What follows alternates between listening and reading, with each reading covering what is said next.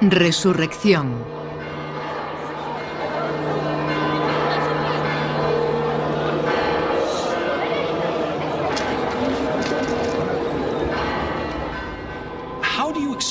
¿Cómo explicar un movimiento que tiene su inicio en una muerte horrible y humillante?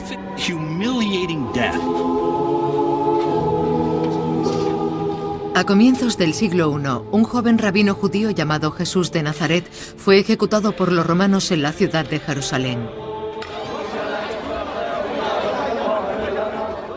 La crucifixión era muy común. Era la forma que tenían los romanos de demostrar que tenían el poder. Los condenados tenían que atravesar las abarrotadas calles de la vieja ciudad, arrastrando una pesada cruz de madera hasta el lugar de la crucifixión, fuera de las murallas de la ciudad. Es una muerte que implica azotes y apaleamientos. Muchos morían antes de llegar a la cruz. La otra imagen que se tiene hoy de la crucifixión es que toda la ciudad de Jerusalén se detuviera o guardara silencio. No creo que en Jerusalén alguien tuviera tiempo para ver la crucifixión de Jesús. Como acontecimiento de la época, probablemente fue algo que pasó desapercibido. Poncio Pilato crucificaba a mucha gente. Hay que recordar que Jesús tenía un grupo muy reducido de seguidores. ¿Cómo de reducido? Se reunieron en una habitación para cenar. Eso nos da una idea de lo pequeño que era. Un pequeño grupo de ejecución. Me temo que la actitud debió ser parecida a la que tenemos hoy, cuando ocurre un accidente de tráfico. ¿No es horrible? Pero estamos perdiendo el tiempo. Los hombres que fueron sus mejores amigos, sus discípulos, habían huido. Creo que tenían miedo. Jesús estaba considerado un criminal. Y por ello, todo aquel que fuera asociado con él podía ser el siguiente. Pedro es acusado de ser su discípulo y miente. Afirma no conocer a Jesús. Es comprensible. Cuando uno piensa que podría ser el siguiente y le preguntan si forma parte de ellos, si está con Jesús, lo más normal es que negara conocerlo. Luego fue crucificado junto a dos ladrones. Al parecer, estuvo colgado durante 3 horas. Según los evangelios, solo uno de sus discípulos, Juan, estaba allí con su madre y algunas mujeres, incluida María Magdalena. ¿Cuántos se acercaron a la cruz? No se sabe, pero intentarían estar lo más cerca posible. Allí debía haber una gran multitud, y uno de los castigos de la crucifixión era que los cuervos se comieran los ojos del condenado mientras seguía con vida. Así que las mujeres intentarían acercarse para espantar a los cuervos y a los perros.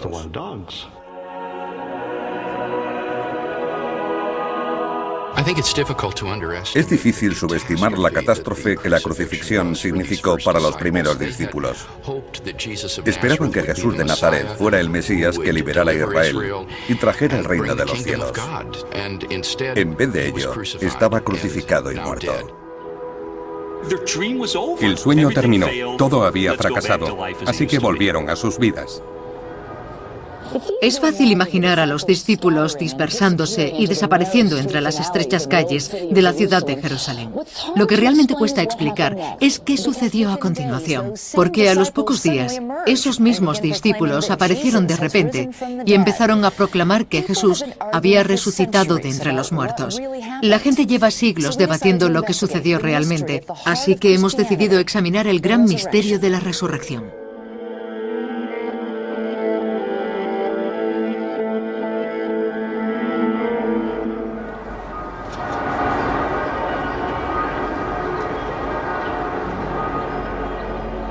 Los evangelios cuentan que tras morir Jesús, las mujeres lo bajaron de la cruz ayudadas por el discípulo Juan y un hombre llamado José de Arimatea. Cuando alguien era crucificado, no solía ser enterrado. Simplemente se dejaba el cuerpo a la intemperie para que los perros y los pájaros acabaran con lo que quedaba de la persona crucificada. Al anochecer comenzaba el Sabbat judío y debía cesar todo trabajo, así que los seguidores de Jesús, todos ellos judíos, tenían que enterrarlo antes de ese momento. Debían apresurarse a bajarlo de la cruz y enterrarlo lo antes posible. Exacto. Al parecer, Jesús estuvo en la cruz hasta las 3 de la tarde. No tardaría en anochecer, por lo que disponían de 2 o 3 horas para enterrarlo. Tenían que bajarlo de la cruz. Había sido clavado, por lo que debió llevarles tiempo hacerlo. En el lugar en el que fue crucificado había un jardín. En él había una tumba vacía. Lo colocaron allí por su cercanía. Está escrito que la tumba pertenecía a José de Arimatea, un hombre rico que la había construido para su familia. Su cuerpo fue envuelto en lino y se colocó una piedra para sellar la tumba.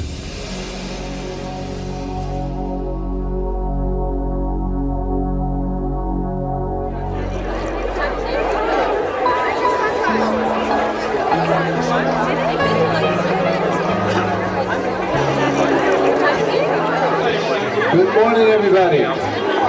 Happy Easter.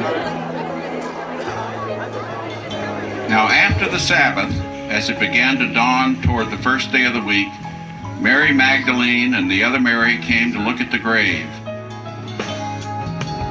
When it feels like my dreams are so far,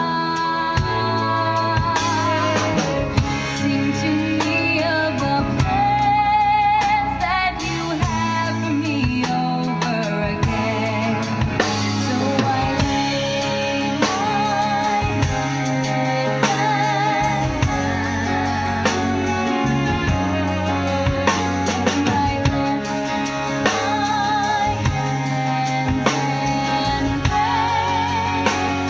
only yours I know now.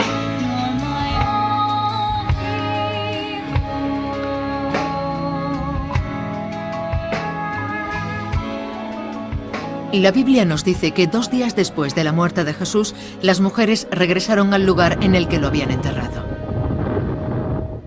Magdalena, María y otras. Los distintos relatos mencionan a diferentes mujeres. Fueron a la tumba muy temprano, al amanecer.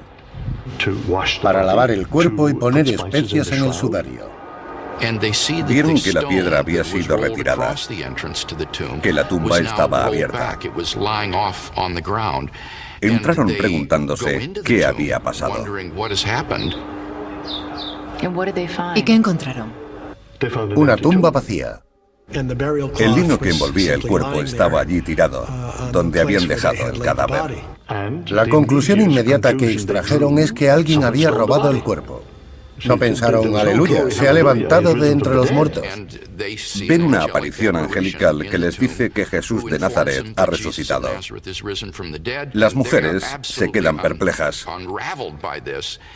Empiezan a temblar de miedo y huyen del sepulcro. Cuando se corrió la voz de que las mujeres habían encontrado la tumba vacía, todos pensaron, es imposible, ¿ha resucitado?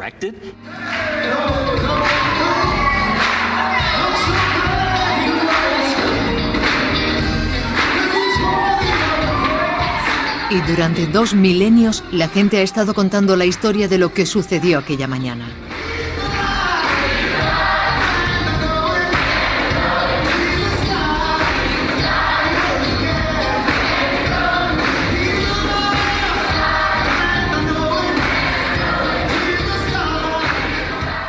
Es el acontecimiento crucial de la historia que queda dividida en 2 partes. Una nueva fe se extiende por el planeta. Miles de millones de personas siguen a Jesús a lo largo de la historia. Es el resultado de esta historia del siglo I que resulta tan convincente.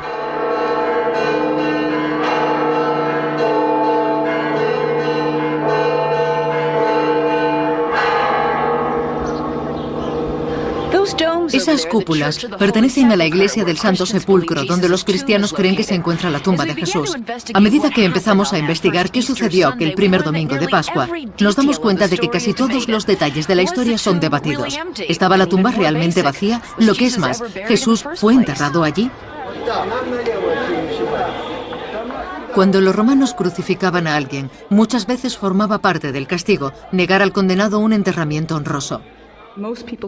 La mayoría de la gente crucificada era enterrada en fosas comunes. muy grandes. Esto ha llevado a un gran número de estudiosos a cuestionarse el relato del enterramiento de Jesús como una invención de los autores de los evangelios décadas después. Creo que las mujeres debieron buscar su cuerpo y no lograron encontrarlo, ya que probablemente fue enterrado en una tumba para ajusticiados. Estas solían ser grandes fosas comunes que albergaban multitud de cuerpos. Hablamos con estudiosos judíos familiarizados con la historia de Jerusalén en el siglo I. Hay quien argumenta que Jesús murió y fue arrojado a una fosa común para delincuentes. No estoy seguro de que podamos esclarecer ninguna de estas cuestiones con la certeza que nos gustaría, pero no veo motivos para dudar de lo que dice el Evangelio. Los cuerpos solían entregarse para su enterramiento. Entonces, ¿la historia de que Jesús fue enterrado en una tumba te parece convincente? Sí, creo que hay muchas pruebas de gente que fue crucificada y enterrada. Sería sencillo demostrar que Jesús fue enterrado si alguien pudiera asegurar dónde se encontraba su tumba. Pero resulta que los primeros cristianos no señalaron el lugar. Hay dos lugares en los que la gente cree que estuvo la tumba de Jesús: la gran iglesia del Santo Sepulcro y un lugar llamado la tumba del Jardín, cerca de allí.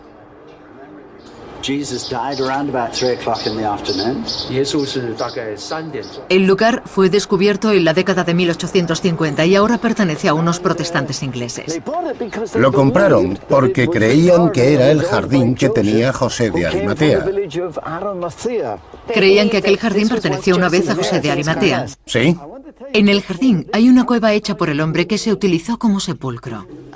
El Nuevo Testamento dice que José dio a Jesús una nueva tumba. Los guías locales dicen que parece la tumba de un hombre rico como la que pudo tener José de Arimatea.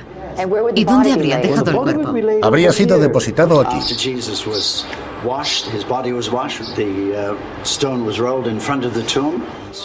¿Por qué se cree que la tumba está aquí? Porque está justo al lado del sitio donde se piensa que fue crucificado Jesús, un lugar que la Biblia llama Gólgota.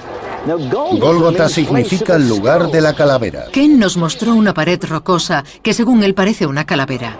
Aquí tenemos los ojos, la nariz y la boca. Posteriormente admitió que ya no parecía tanto una calavera. Hace 100 años aún lo parecía, pero la roca se ha erosionado. En la época de Jesús, el lugar de ejecuciones estaba justo debajo de la pared, en un valle que ahora es una estación municipal de autobuses.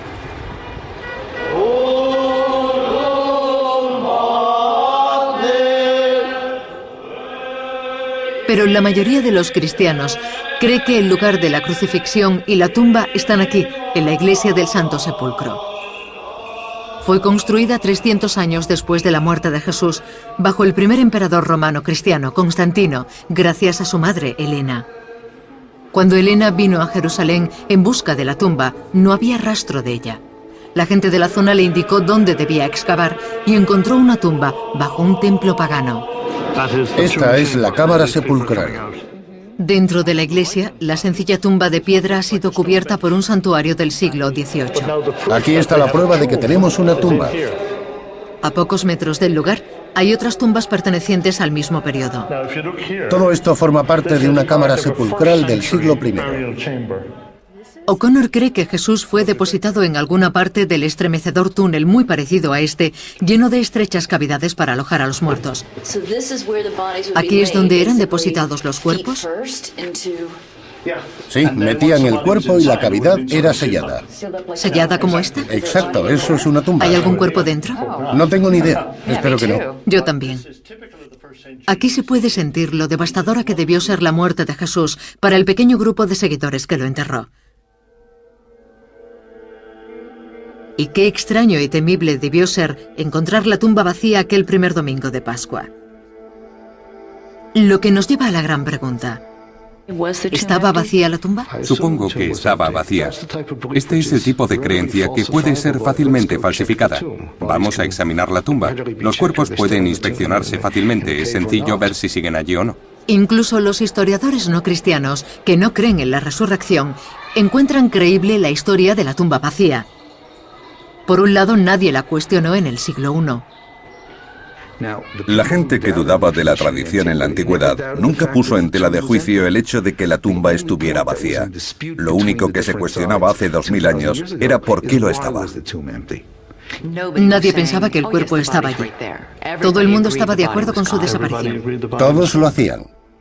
Los cristianos decían que la tumba estaba vacía porque Jesús había resucitado, y los judíos que habían robado el cuerpo. ¿No es extraño que nadie haya admitido jamás haberse llevado el cuerpo?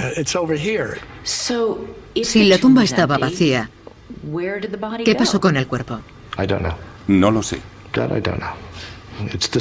Descubren que el cuerpo no está allí. Eso es lo importante.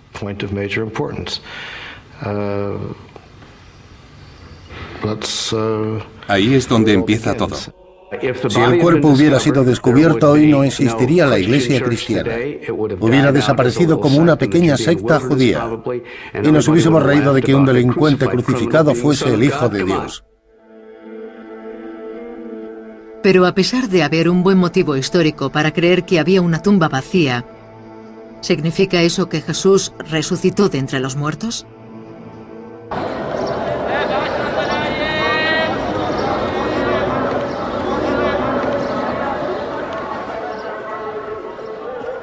La Biblia cuenta que tras el primer domingo de Pascua y durante un breve periodo después de su muerte, Jesús se apareció a sus discípulos resucitado. En uno de los relatos se aparece a María Magdalena en el jardín que había junto a su tumba, después de que las mujeres descubrieran que ésta estaba vacía. María no espera que suceda nada. Está sollozando, mirando la tumba. Estaba afligida. El cuerpo de su amado maestro había desaparecido. Entonces lo ve y lo confunde con un jardinero. Jesús se vuelve hacia ella y le dice, María. Ella reconoce su voz y le dice, Rabino, maestro, y cae a sus pies en adoración. Creo que este es uno de los momentos más tiernos de los relatos de la resurrección. Hay historias de apariciones de Jesús a sus seguidores en distintos lugares durante los 40 días siguientes. En una se aparece a 2 de sus discípulos cuando estos regresan a Jerusalén desde Emaús, que actualmente es un pueblo palestino a unos 32 kilómetros de Jerusalén, llamado Cubeibi. ¿Van caminando cuando un extraño se aparece a su lado? Sí, y les pregunta, ¿por qué estáis tan afligidos? Y ellos le contestan que han perdido la esperanza. Su amigo y mentor, Jesús de Nazaret, había sido crucificado. No lo reconocieron.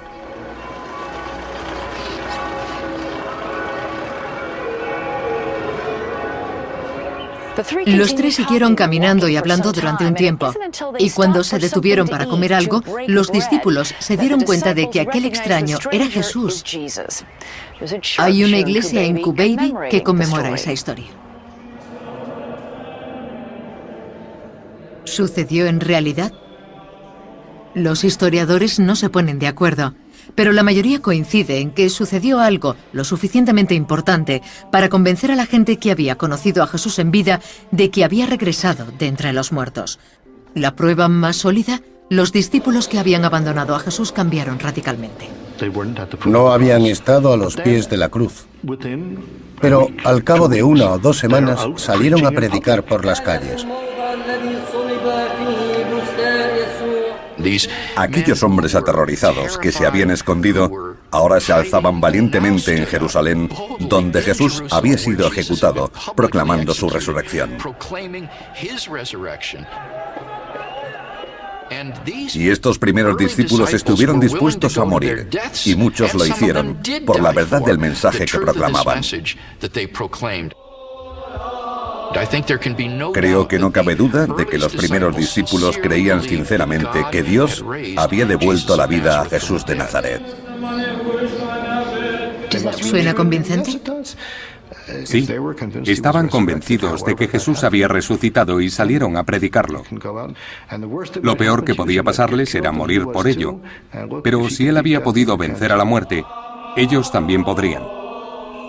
Incluso Santiago, a quien la Biblia llama hermano de Jesús, parecía convencido. Está muy avalado el hecho de que ni Santiago ni ninguno de los hermanos menores de Jesús creyeron en él durante su vida. No pensaban que fuera el Mesías, ni alguien especial. ¿Qué pensaba Santiago de Jesús mientras estuvo vivo? Que estaba loco. ¿Loco? Sí, que estaba fuera de sí. Literalmente, en Marcos capítulo 3. Aún así, Santiago es posteriormente condenado y lapidado como jefe de la iglesia en Jerusalén. Es una prueba circunstancial, pero de mucha fuerza. Muchos de nosotros tenemos hermanos. ¿Qué haría falta para que creyésemos que nuestro hermano es Dios hasta el punto de estar dispuesto a morir lapidado por ello?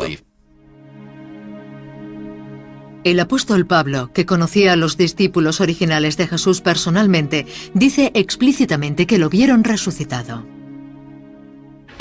Pablo dice, voy a contar la historia como me la han contado a mí, que Cristo murió por nuestros pecados, según las Escrituras, que fue enterrado, que resucitó y que se apareció a ciertos testigos. Y a continuación menciona a los testigos. Pablo viaja a Jerusalén para averiguar la verdad. El verbo que utiliza para describir esa visita es el griego historiasai.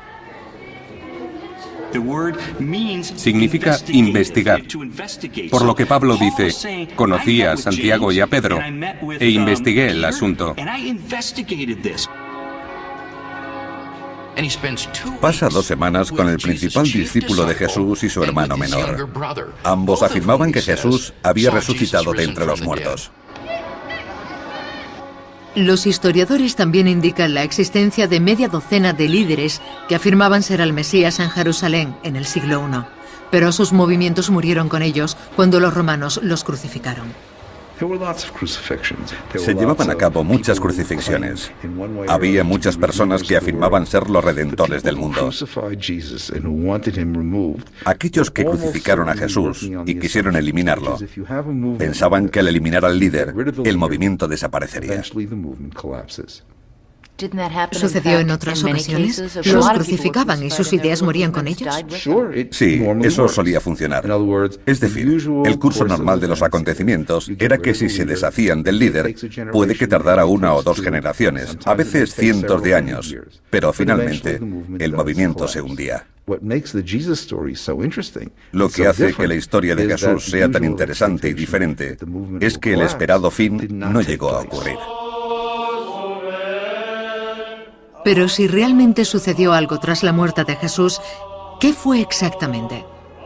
¿Se levantó físicamente de entre los muertos?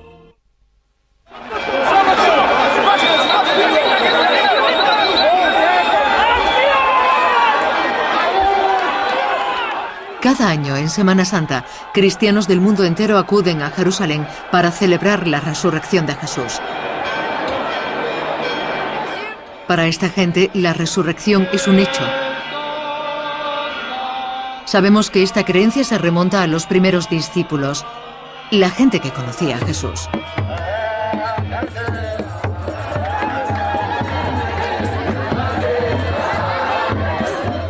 Sucedió algo que los convenció.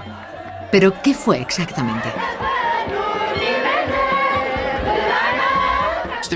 En los evangelios no se describe la resurrección. No sabemos exactamente cómo ocurrió.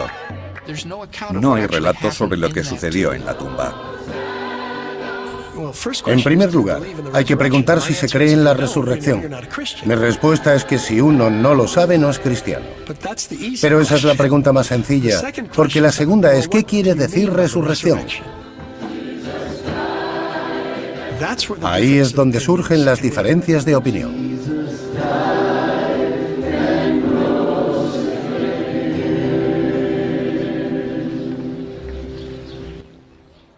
¿Se levantó Jesús de su tumba físicamente?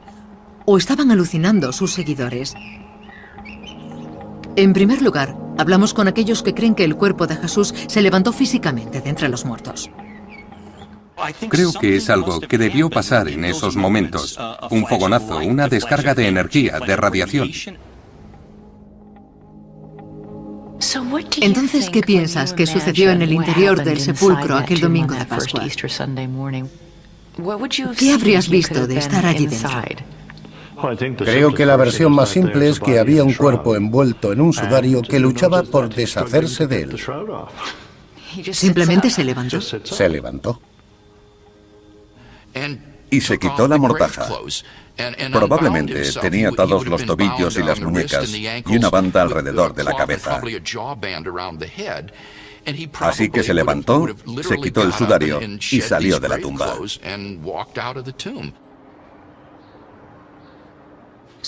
¿Crees que cuando Jesús salió de la tumba hubiésemos podido hacerle una fotografía si hubiesen existido las cámaras? ¿Hubiera proyectado una sombra? ¿Hubiésemos podido saltar sobre él? Eso creo. ¿Parecería, sonaría y olería como una persona normal? No sé cómo olería. Pero desde luego sería palpable. Y sería físico. Sería tangible.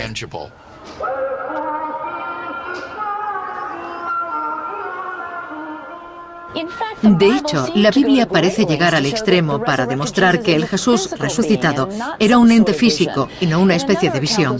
En otro relato, aquellos dos discípulos que regresaban de Emaús a Jerusalén cuentan al resto de seguidores que han visto a Jesús resucitado. Mientras hablan, Jesús vuelve a aparecérseles y algunos de ellos se asustan, pues piensan que están viendo a un fantasma. Pero Jesús les asegura que es real, de carne y hueso. Se sienta con ellos y come pescado. Dice, ¿tenéis algo para comer? Y le dan un trozo de pescado hervido que él se comió. Hay una serie de relatos que enfatizan su condición física. No era un espíritu, era él. Podían tocarlo y sentirlo, pedía de comer. El discípulo Tomás llega a la cena justo después de que Jesús haya desaparecido. No se lo cree cuando la gente le dice que ha regresado de entre los muertos. Hizo las preguntas que todos nos hacemos hoy. ¿Cómo era posible? Quería pruebas empíricas. Jesús se le apareció y lo retó a meter la mano en la herida de lanza que tenía en el costado, meter el dedo en el agujero que el clavo había dejado en su mano. Cae de rodillas y dice, Dios mío.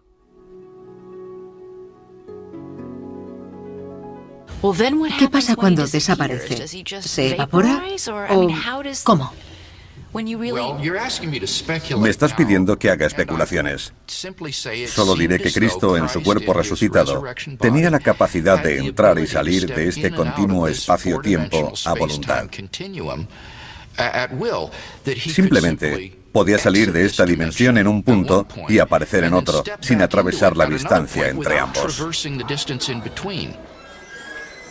Eso implica un cuerpo reconocible, pero a su vez de naturaleza espiritual, en lo que se refiere a que puede atravesar paredes y comer pescado y miel, como hizo ante sus discípulos, además de tener carácter tangible. Por supuesto, aún no estamos al tanto de esa dimensión concreta.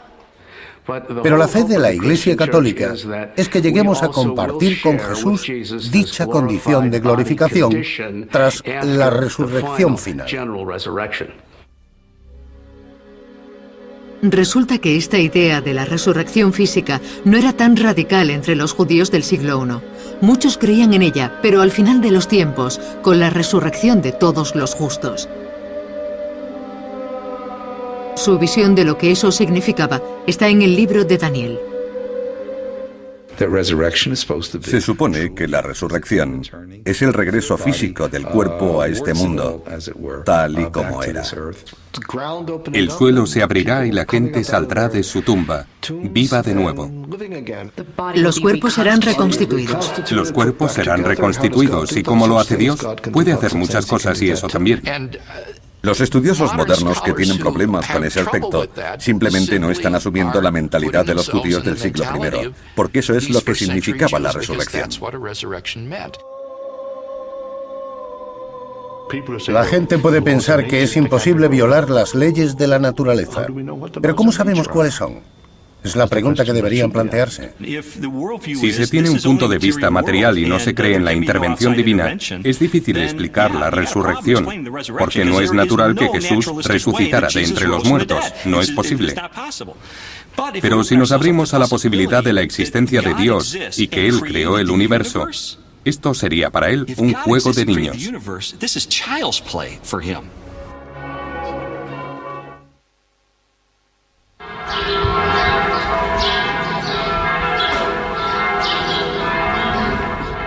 Nadie sabe con seguridad dónde se ocultaron los discípulos de Jesús para intentar aclarar sus ideas tras la crucifixión. Una posibilidad es que lo hicieran en su barrio, conocido como el Monte Sión, aquí en Jerusalén, y que fuera aquí donde ocurrieran las apariciones. Pero también hemos hablado con historiadores que piensan que no hubo una resurrección física en Jerusalén y que todas esas historias fueron inventadas y escritas décadas después de la muerte de Jesús.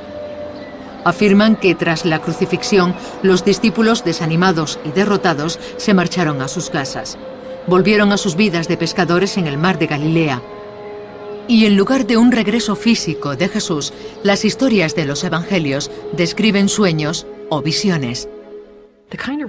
El tipo de cuerpo resucitado del que hablan los evangelios, como el de Juan, por ejemplo, es que Jesús era capaz de aparecer en una habitación cerrada. Ese tipo de experiencias no sugieren el tipo de cuerpo físico que veríamos hoy, sino algo que podría considerarse más bien una experiencia visionaria. Entonces, ¿tú crees que la resurrección no fue que el cuerpo físico saliera del sepulcro? Como historiadora, he de decir que los primeros relatos que encontramos se encuentran en las cartas de Pablo, no en los evangelios, porque esos son los primeros textos que tenemos. En esos textos, Pablo escribe en griego que Jesús se apareció a varios discípulos. El vocablo griego hace referencia a un tipo de visión. En el mundo antiguo, cuando se tenía un sueño por la noche, se asumía que era real. Las visiones, ya sean despierto o dormido, son una experiencia muy humana. La gente en el campo de batalla las tiene en momentos de estrés. En momentos de extremo dolor y sufrimiento, hay personas que creen ver a la persona fallecida ante ellas. La gente cuyas esperanzas han sido destruidas de una forma tan brutal suele aferrarse a cualquier creencia. Pero ¿de dónde sacan esa idea? Estaban todos separados. ¿Cómo se reúnen y traman esa teoría? Una teoría tan inverosímil. No se reúnen para urdir una estrategia. Lo que sucede es que hay cierta dinámica en la comunidad y uno empieza a jugar con posibles respuestas. Estos estudiosos creen que Jesús tuvo tanto impacto en sus seguidores que cuando empezaron a tener sueños y visiones sobre él, creyeron realmente que había resucitado. En el siglo I, la gente solía recurrir a lo sobrenatural para explicar experiencias profundas. En el mundo antiguo se pensaba de forma mítica. Si algo era real y significativo, se mitificaba. ¿Qué quiere decir eso? Quiere decir que el cielo tenía que ver con ello igual que la tierra. La gente tenía visiones póstumas de Jesús y las interpretaban en términos de resurrección. ¿Crees posible que se las arreglaran para convencerse a sí mismos de que habían visto a Jesús? Me resulta bastante difícil de creer. No puedo imaginarlos allí sentados, desesperados, diciendo, ¿por qué no pensamos en cosas alegres e imaginamos que ha resucitado de entre los muertos? Y luego lo predicamos. No creo que ese inmenso poder surgiera de la nada. Shelby Spong cree que hubo resurrección, pero no que fuese física. Él, como muchos creyentes, piensa que se trató de un fenómeno espiritual. Creo que fue real y que ocurrió en Galilea. Creo que Pedro estaba en el centro de todo y tuvo que ver con el reparto del pan. No sé exactamente cómo fue, pero está claro que se trató de algo que les abrió los ojos y vieron una dimensión de realidad que superaba los límites de lo normal. Quienes creen que la resurrección fue espiritual tienen diferentes ideas sobre su significado, pero todos coinciden en que desafía la descripción física. Los cristianos creen que Jesús resucitó de entre los muertos a una nueva forma de existencia. Y si en aquellos tiempos hubiera tenido una cámara digital y hubieran intentado hacerle una foto, ponte al lado de Pedro o con María Magdalena, habría sido impactante. Nadie lo hubiera creído, porque en la fotografía solo habrían salido Pedro y María Magdalena, pero no Jesús. Cuando la Biblia habla de cuerpo, quiere decir la persona. Era Jesús, pero no estaba en un cuerpo físico. Algo que pudiera ser medido, vestido y cosas así. Entonces se levantó el cuerpo físicamente de la tumba y salió para hablar con María. Es una distracción. Si solo se trató de eso, fue una resucitación. Las resucitaciones pasan continuamente. Mucha gente es reanimada y vuelve a la vida. Pero no se trata del nacimiento de una religión universal. Creo que lo que sucedió con los primeros cristianos fue una infusión de poder, algo que llamamos una experiencia religiosa, la sensación de recibir cierto poder de una fuerza ajena a ellos mismos y que les dio capacidades que antes no tenían. Creo que vieron en la vida de Jesús un amor muy profundo, ya que no dejó de amar ni siquiera cuando fue crucificado. Y ese es el poder al que se refieren. Hay algo en el amor que nunca muere.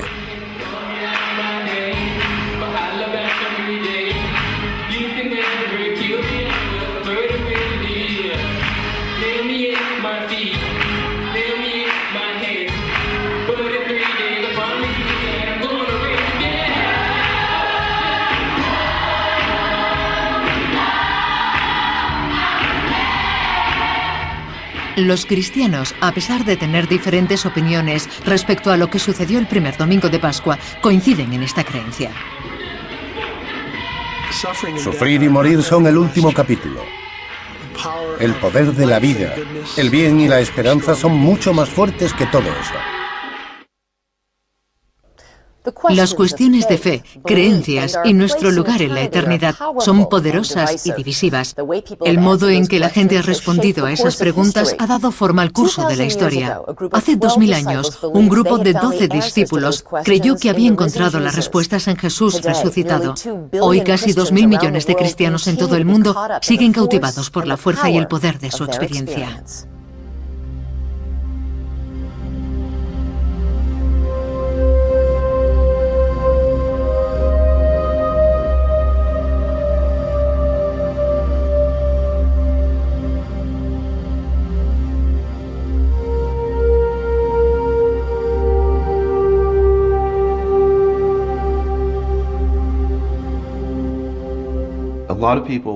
Mucha gente quiere ver la resurrección como el cuadro renacentista en el que Jesús aparece como un ser resplandeciente. Pero no creo que eso sea lo que la resurrección significaba para algunos de los seguidores de Jesús. Por el contrario, quiere decir que las palabras, la sabiduría y los actos de Jesús estaban ratificados por Dios. ¿Dónde está el Espíritu de Cristo? En esa relación que hay entre ellos y que parece ser donde todo sucede. Y en cierto modo, la visión de comunidad es algo maravilloso. ¿Crees que es bueno debatir y hablar sobre la resurrección? Por supuesto. Hay quien piensa que es un tema sagrado. No, es la controversia más maravillosa de la historia. Nuestro conocimiento tiene límites. Y francamente, es mucho más sencillo no creer. No hay que explicar nada a nadie, ni responder al tipo de preguntas que formulas, que son amables pero buenas. ¿Qué impacto y significado tiene la historia de la resurrección en la vida de la gente? ¿Qué podemos extraer de ella? La esperanza de la resurrección es que algún día nosotros también nos levantemos de entre los muertos y tengamos esos gloriosos cuerpos inmortales, libres de toda discapacidad, defecto físico y enfermedad, y pasemos a una condición de plenitud física y psicológica. Si la resurrección es abrir los ojos para ver la realidad de una presencia divina que siempre está en nosotros y a nuestro alrededor, entonces la esperanza de una vida tras la muerte no consiste en vivir en una especie de paraíso con ríos de leche y miel en el cielo. Tiene que ver con vivir una vida plena.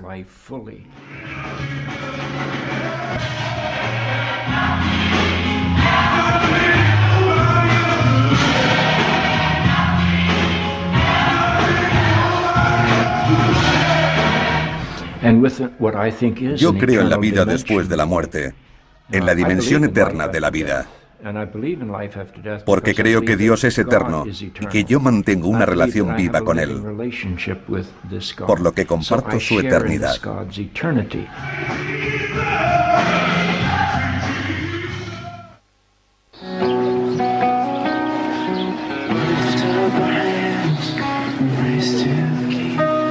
We lift up our hearts as an offering, sing hallelujah.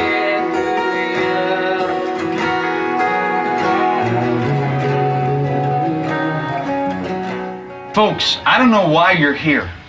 Some of you came because you are a follower of Jesus Christ, and today is one of the greatest days of your life. Jesús resucitó de entre los muertos y está vivo. La resurrección es un hecho, por tanto la otra vida también lo es. We are celebrating death vanquished by the empty tomb. Cuando alguien me pregunta, ¿cómo puedes creer en esas cosas? Hay días en que resulta bastante difícil hacerlo.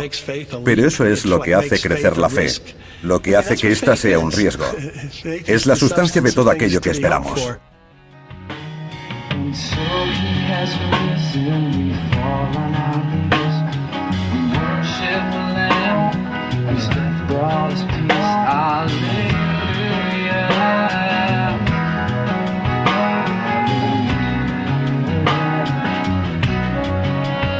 La vida tras la muerte significa entregar amor y entregarse uno mismo, para que el resto de la gente pueda vivir, amar y ser.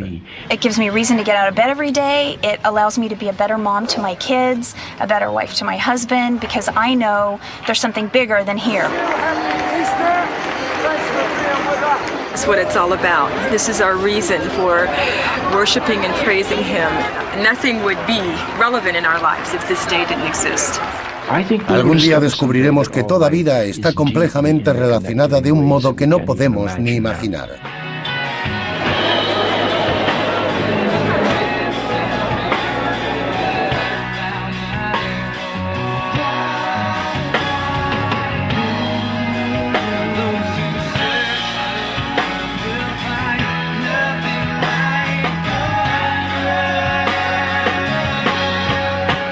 Today we celebrate the fact that Jesus defied the odds, that Jesus came back from the grave. Esa tiene que ser la mejor noticia de todas. En el fondo, todos quieren creer que la tumba no es el final. It gives me the strength to know that you can come back and you can be stronger. And so that's what Easter is for me. It's a day of hope. When we die, there is life after death. It's a wonderful day.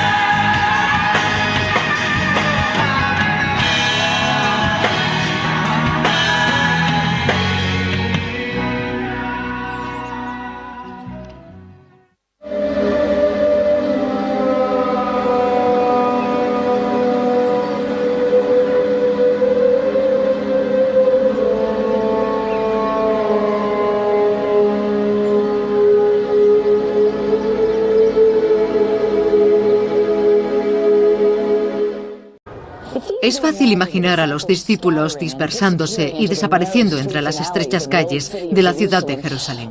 Lo que realmente cuesta explicar es qué sucedió a continuación, porque a los pocos días, esos mismos discípulos aparecieron de repente y empezaron a proclamar que Jesús había resucitado de entre los muertos.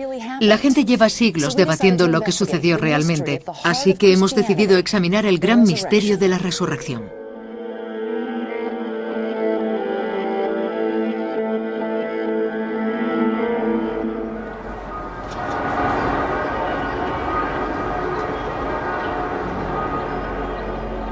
Los evangelios cuentan que tras morir Jesús, las mujeres lo bajaron de la cruz ayudadas por el discípulo Juan y un hombre llamado José de Arimatea. Cuando alguien era crucificado, no solía ser enterrado. Simplemente se dejaba el cuerpo a la intemperie para que los perros y los pájaros acabaran con lo que quedaba de la persona crucificada. Al anochecer comenzaba el Sabbat judío y debía cesar todo trabajo, así que los seguidores de Jesús, todos ellos judíos, tenían que enterrarlo antes de ese momento. Debían apresurarse a bajarlo de la cruz y enterrarlo lo antes posible. Exacto. Al parecer, Jesús estuvo en la cruz hasta las 3 de la tarde. No tardaría en anochecer, por lo que disponían de 2 o 3 horas para enterrarlo. Tenían que bajarlo de la cruz. Había sido clavado, por lo que debió llevarles tiempo hacerlo. En el lugar en el que fue crucificado había un jardín. En él había una tumba vacía. Lo colocaron allí por su cercanía. Está escrito que la tumba pertenecía a José de Arimatea, un hombre rico que la había construido para su familia. Vimos hoy, cuando ocurre un accidente de tráfico. ¿No es horrible? Pero estamos perdiendo el tiempo. Los hombres que fueron sus mejores amigos, sus discípulos, habían huido. Creo que tenían miedo. Jesús estaba considerado un criminal, y por ello, todo aquel que fuera asociado con él podía ser el siguiente. Pedro es acusado de ser su discípulo y miente. Afirma no conocer a Jesús. Es comprensible. Cuando uno piensa que podría ser el siguiente y le preguntan si forma parte de ellos, si está con Jesús, lo más normal es que negara conocerlo. Luego fue crucificado junto a 2 ladrones. Al parecer, estuvo colgado durante 3 horas. Según los evangelios, solo uno de sus discípulos, Juan, estaba allí con su madre y algunas mujeres, incluida María Magdalena. ¿Cuántos se acercaron a la cruz? No se sabe, pero intentarían estar lo más cerca posible. Allí debía haber una gran multitud, y uno de los castigos de la crucifixión era que los cuervos se comieran los ojos del condenado mientras seguía con vida. Así que las mujeres intentarían acercarse para espantar a los cuervos y a los perros.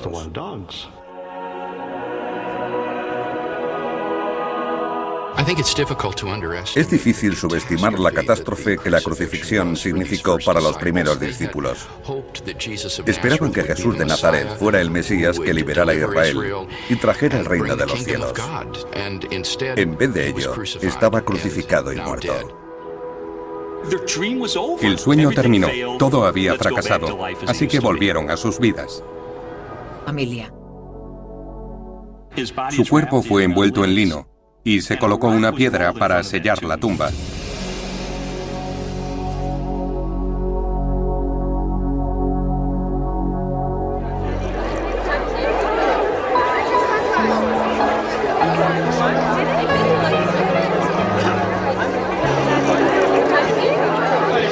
Good morning, everybody. Happy Easter. Now, after the Sabbath, as it began to dawn toward the first day of the week, Mary Magdalene and the other Mary came to look at the grave. When it feels like my dreams are so far, sing to me of the plans that you have for me over again. So I lay my head down.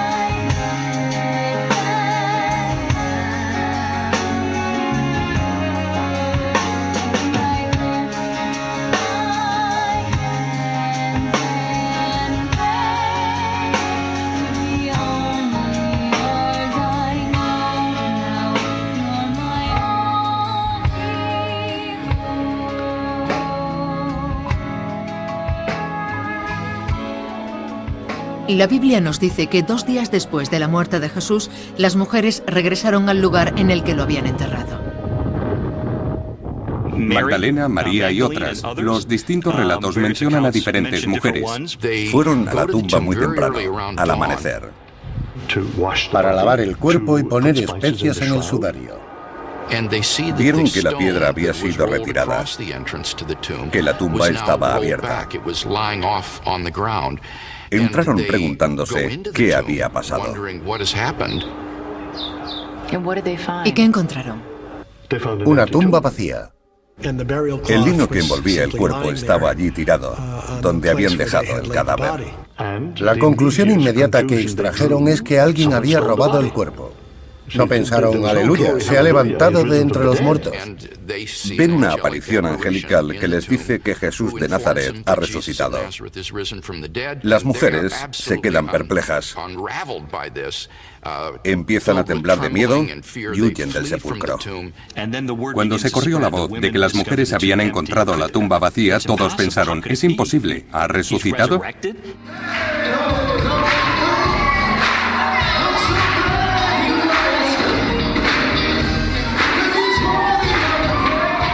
Y durante 2 milenios, la gente ha estado contando la historia de lo que sucedió aquella mañana.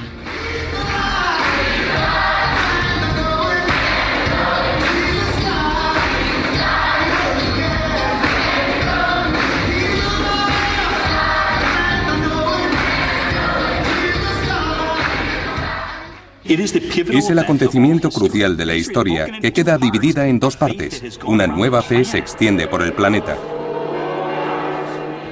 Miles de millones de personas siguen a Jesús a lo largo de la historia. Es el resultado de esta historia del siglo I que resulta tan convincente.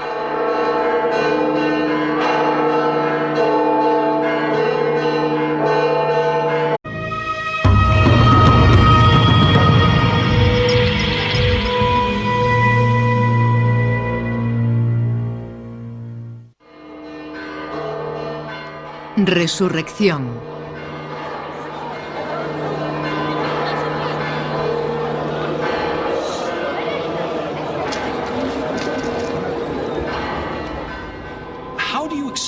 ¿Cómo explicar un movimiento que tiene su inicio en una muerte horrible y humillante?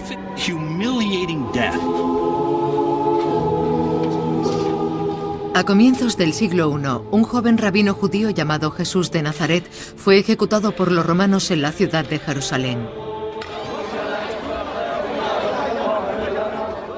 La crucifixión era muy común. Era la forma que tenían los romanos de demostrar que tenían el poder. Los condenados tenían que atravesar las abarrotadas calles de la vieja ciudad, arrastrando una pesada cruz de madera hasta el lugar de la crucifixión, fuera de las murallas de la ciudad. Es una muerte que implica azotes y apaleamientos. Muchos morían antes de llegar a la cruz. La otra imagen que se tiene hoy de la crucifixión es que toda la ciudad de Jerusalén se detuviera o guardara silencio.